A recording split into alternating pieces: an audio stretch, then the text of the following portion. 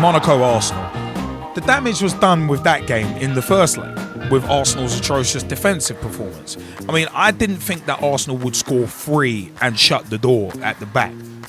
But they did part. They shut the door at the back, but they only scored twice. And it's not as if they didn't have chances either. But hey, it's one of them ones. So Arsenal are, I feel like playing WrestleMania 2000 or Revenge, or WCW versus NWO Revenge. Eliminated. So Arsenal out of the Champions League on away goals, and Arsene Wenger has been vocal about the away goals rule getting scrapped. We'll come to that. We'll probably hit that strong in the summer on a special feature because it warrants more discussion. But moving to Wednesday, 18th of March, Borussia Dortmund and Juve. I mean, Juve better side over 2 legs, clearly. I mean, Dortmund weren't too bad in the first leg, but at the end of the day, to concede 3 on the night, at home as well, I mean, they were almost getting the floor wiped with them at one point. I mean, Tevez was just looked on fire. So, one of them ones. But Barcelona Man City was an interesting one because Man City were thoroughly outclassed from start to finish. I mean, even in the highlights, I mean, Joe Hart was superb. Player of the week contention. He was legitimately that good. And he kept that scoreline anywhere near respectable. I mean, Joe Hart was amazing. Even I think Lionel Messi came out and said, "Hey, Joe Hart's a phenom." He really is. So it's one of them ones, but it couldn't stop Manchester City going out. And once again, City, as the reigning champions, getting exposed at Champions League level again, which is kind of concerning because they've never been past the round of 16. So it's quite an interesting one. But moving on to the Europa League, big shout out to Chris Hutchinson, who's a Blue Nose, and aka an Everton fan. And the funny thing with him, as soon as City, I think it was when Man City went out, he goes, "Yep, Arsenal out, Man City out, everyone out. I guess it's down to Everton in Europe." And then you're gonna get battered 5-2 away from home.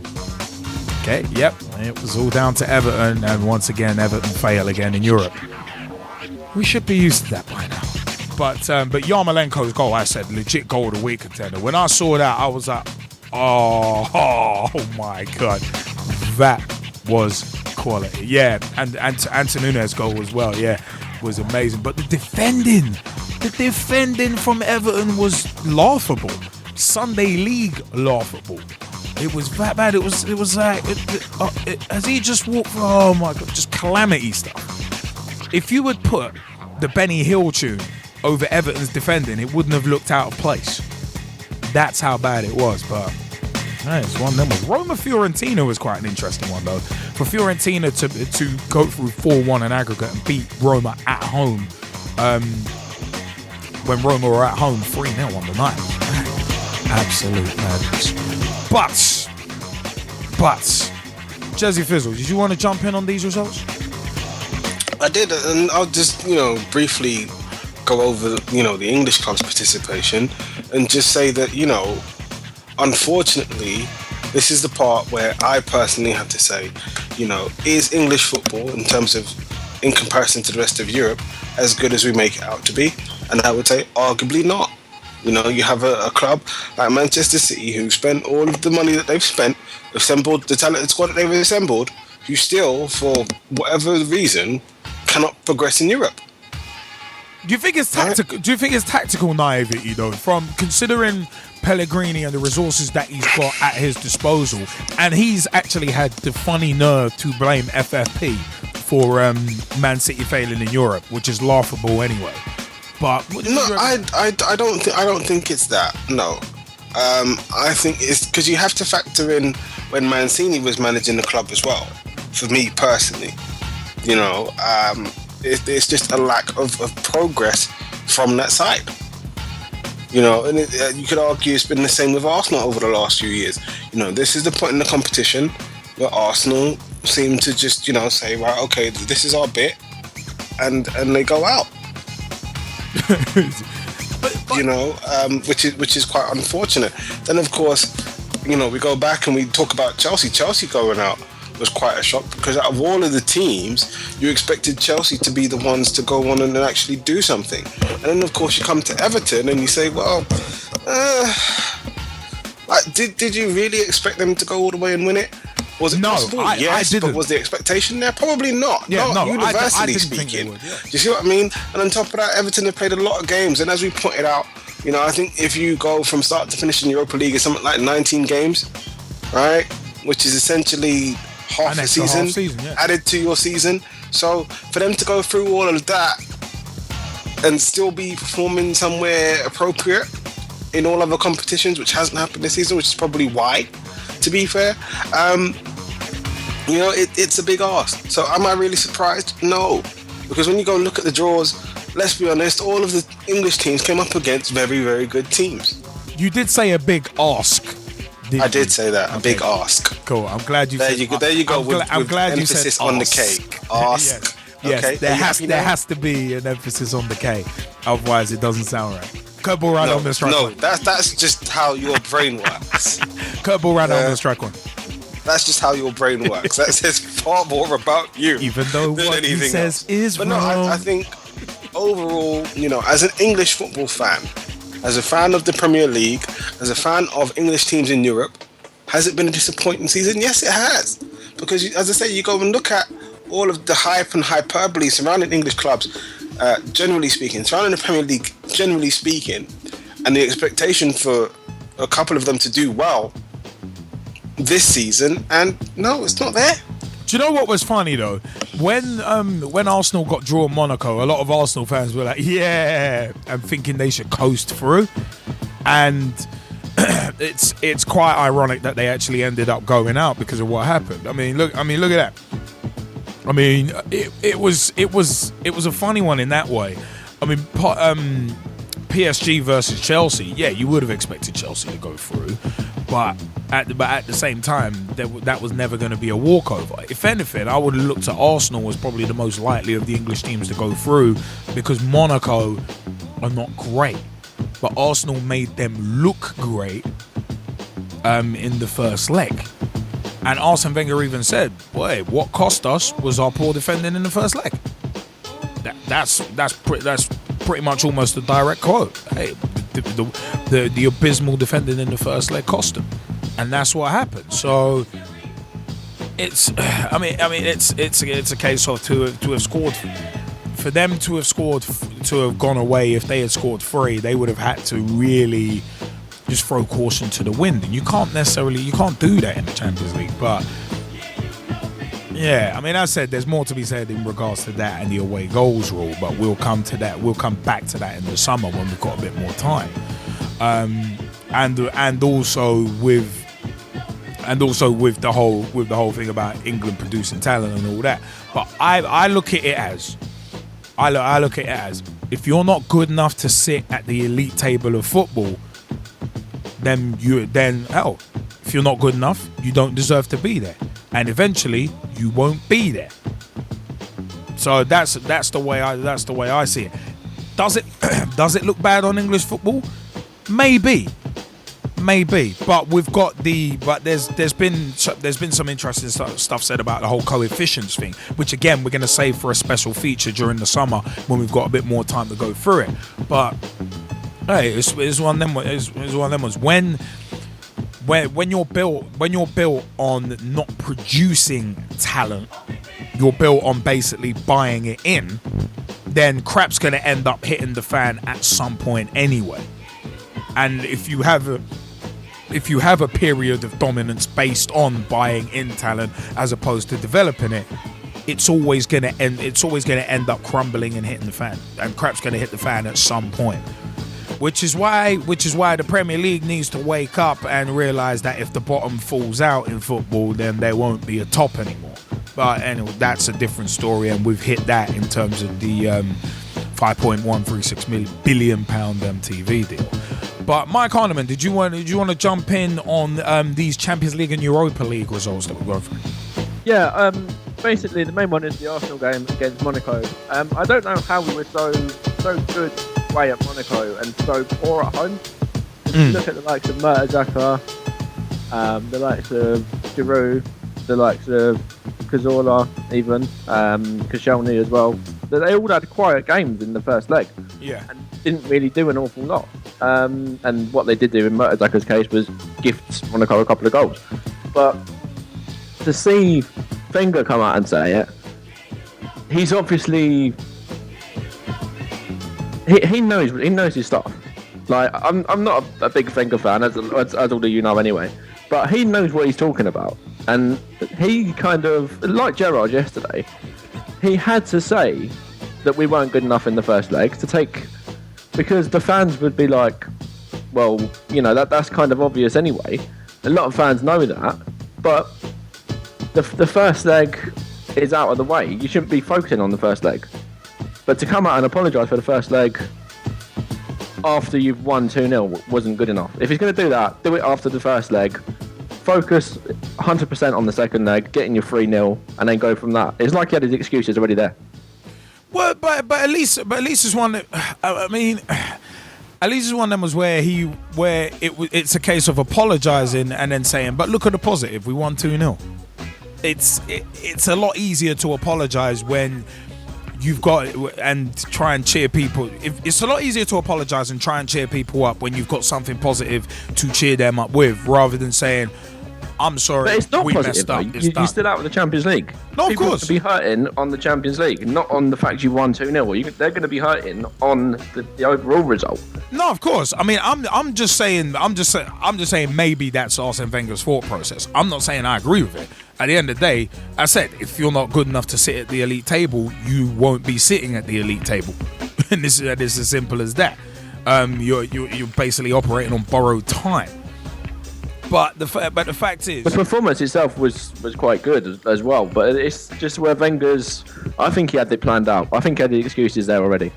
And I think if we won 3-0, he would have said, oh yeah, we were lucky because we lost 3-1. Like we could have basically blown it in the first leg, but we got lucky. He had his reasons there already. My question to you would be, if you end up getting third place in the Premier League and winning the FA Cup, for instance, would that, just like last season, would it satiate you? Or would it? What do you mean? Can you explain a bit better? Well, in terms of satiating, would it satisfy you and be like, right, all right, that wasn't too bad a season if you placed third and won the FA Cup? Last season, finishing fourth, winning the FA Cup was a decent season. So to finish a place higher and win the FA Cup, you can't really look at it and say, you know, it is not a better season than what it was, because obviously you've improved the place. But at the same time, we're Arsenal. We've got to look at trophies. We've got to look at being closer to the top. We've got to look at going through these ties in the Champions League. Like whoever you got, whether it's Monaco, Bayern Munich, Barcelona, whoever it is. We can't be using the fact it's an easy tie as an extra advantage, because that was proven in this last game. Monaco players, officials, you know, their coaching staff and whatever, obviously heard that, and they're the ones that came out laughing at the end of the day. No, of course. Right. Some people get the last laugh. So overall, to say winning the FA Cup and finishing third would be a better season. Of course it would, but would it satisfy me and give Wenger an extra couple of years? No, he's had enough time for me now. But then that's kind of an odd one, because if it satisfies you, then why would Wenger need to go if he satisfied you? Which I know sounds quite wrong, but taking it in a because he's satisfying me in the fact that we're getting Champions League football, but it's only satisfying. It's not going to the extent where Arsenal fans want to be or where we feel we should be. It's an interesting one. I mean, Jamie Bailey, do you want to jump in on these Europa League results and the Champions League results that we've been going through? I'm just going to make it clear and point and simple.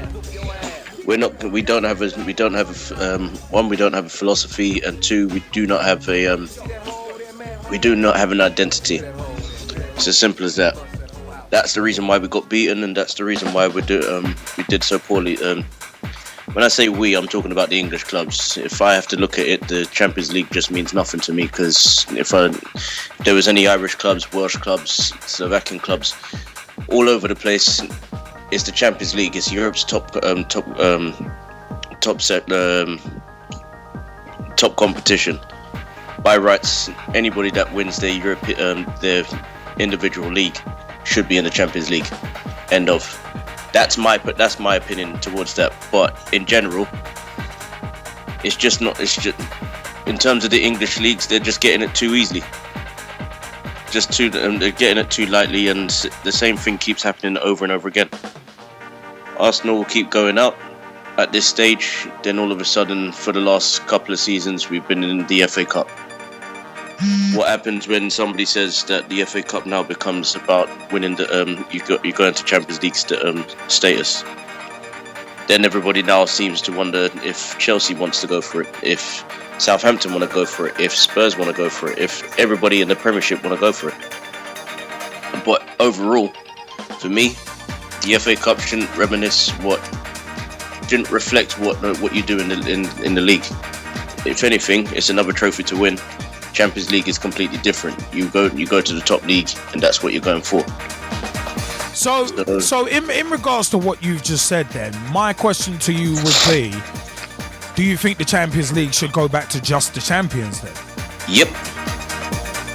Okay, because then that would mean your boys ain't in it. That's fine. We need it. All right. Well, we need it.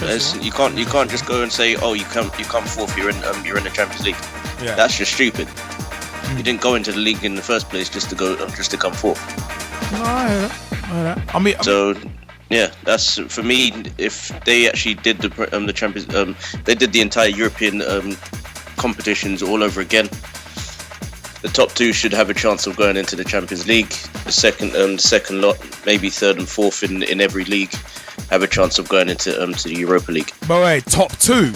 But a second ago you said it should be just the champions. Now you said top two. The top teams in each competition go in as the champions. Top one or top two. Place. So top one or top two going into the Champions League.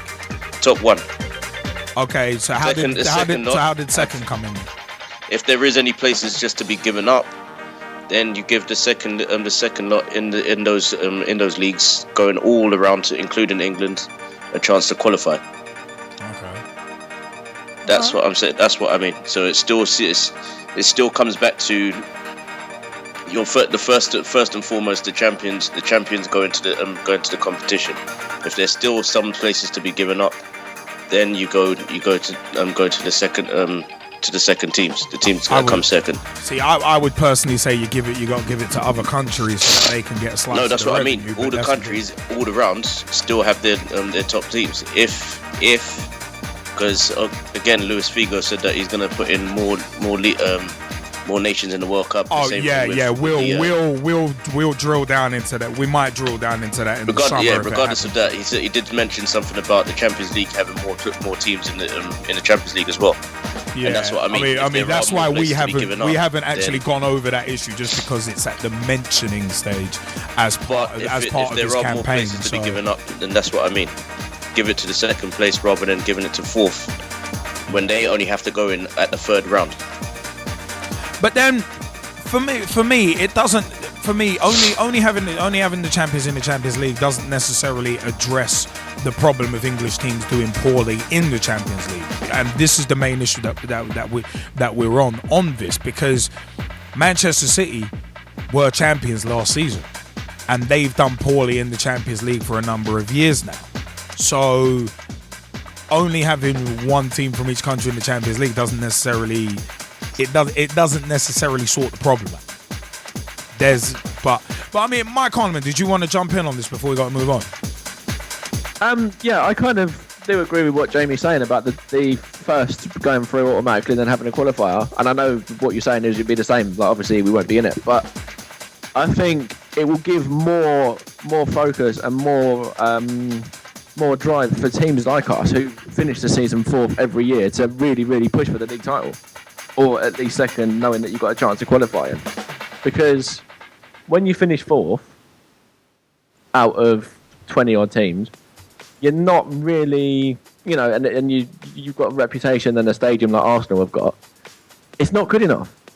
So I think it would work. You've got to kind of push yourself forward. You've got to push yourself on, and to do that, to have two teams going through to the Champions League, one qualifying, one automatic, from first and second, will push you on, and then, you know, you won't have teams running away a bit like Chelsea are at the moment, when they're potentially 10 points ahead if they win their game in hand. Well, I mean, it's one of them ones. I mean, I think this does warrant more discussion, but just purely based on time, we actually can't hit it as strong as we'd like to. But it's interesting that kind of constricting the Champions League back to what it was, because that's what it was in the mid-90s when they redid the format. It was just the champions. So it'd be interesting. And it is interesting that people think it should be constricted, but then, hey, it's a money game, man. As Jack Hinchard has just said, would never work, because at the end of the day, and by the way, big hello to Jack. And it's a case of it's always a money thing. Whatever decisions are made these days in football are based on money, and that's the sad thing for me. I was talking to a friend of mine about it recently, actually yesterday, in terms of the refereeing thing. We're going to come into that later as well. But I don't know, it's just an odd one. But the fact of the matter is, English teams in the Champions League, there has to be some sort of improvement, and that improvement has to come from within. Now, standard of other leagues might be better in terms of a top 1, 2, 3, maybe even 4, but at the end of the day, if you're going to be facing Europe's elite, you got to learn from your previous mistakes. Now, I think Man City have not learned from what happened to them last season or the season before against like Bayern Munich, and that. It's one of them ones. The old saying is, those who don't learn from history are doomed or condemned to repeat it. And this is where I think the English teams are falling, because they're not learning from making those mistakes. Manchester City being an example, Arsenal being an example. I mean, yeah, there we go. It's one, as Mike Harneman has just said, in regards to Arsenal, what happened with Bayern Munich. So it's one of them ones, getting beaten 3-1 at home and then losing and then winning 2-0 there, and it's like, but it's a case of, in the words of Dame Shirley Bassey, it's just a case of history repeating. Never thought I'd get a Shirley Bassey reference in on this show, but yeah, okay, it's been done. Because that's one off the bucket list. Anyway, no, I'm kidding. Copal Randleman strike one on that one, but it's just, I said bucket list and not anything else. But it's one of them ones. We might revisit this. We'll revisit this at some point, actually. But in terms of the Europa League, it was actually about the same thing as well. So it's a case of, it's not even just in the Champions League that all the English/British teams are falling out at the same time. You got that happening in the Europa League, basically, because Everton were the only ones who went through from the round of 32. But it could be argued. I mean, I watched all of Liverpool Besiktas, and it was like, boys didn't give a damn. And it's like, okay, not taking it that seriously, it didn't look like. But it's a problem. It's a problem where I think it's a case of that a lot of the English sides, if not all, are just looking at the Premier League as the be all end all and thinking, yeah, Europe's good, but we don't need to adapt. It's like we don't need to adapt, when adaptation is when, to quote Vince McMahon from 1998, the day after WrestleMania when Steve Austin won the title, adaptation is key in life. Not just in the World Wrestling Federation, but key in life. That's where I'm going. Adaptation is key. Another little OWR there. So, man, that's where I'm seeing it. I mean, Jack Hinchon, do you want to jump in? Because you've had a couple of interesting things to say on Skype. Do you want to jump in before we move on to the weekend? Jack, you there with us? Hello. Yep, check. Are you there? Hello, mate. Can you hear us? How you doing? All good, man. How are you, man? It's just my phone's bugging out. Cool. Yeah. So, Did you want to jump in on the Champions League issue? Well, yeah. Basically, there's no issue with the way it's all formatted out. To be completely honest, if anything stifles English teams in Europe, I was having to think about it the other day. Why don't we follow the German system and drop 2 teams from the Premier League? That way we can also keep our Christmas or our Boxing Day fixtures, have less teams, and there's less fixtures to compete with. I'm starting to see like English teams' performances in Europe for the past 3 or 4 years. Been very subpar. When did Chelsea win it? I think that's 2012. Ever since Chelsea have won it, I can't remember like an English team really like pushing to get into the Champions League and actually looking like they can win it. I haven't seen it, so there's a lot of variables to go around. It's really hard to put your finger on what the issue actually is, because I don't think anyone can. Like, as I just put on Skype, the rest of the Europe got better. La Liga's gotten a lot better. You've got a team like Bayern Munich now who are just all seeing, all conquering. And you've got Monaco and PSG. And next year you have Lyon, who will really push teams in Europe. And English teams just don't seem to be catching up or even thinking it's an issue. I think you're right. There might be a bit of arrogance on our part that we are good enough. But we're not. It's clear. Clear as day. Anyone can see we're not.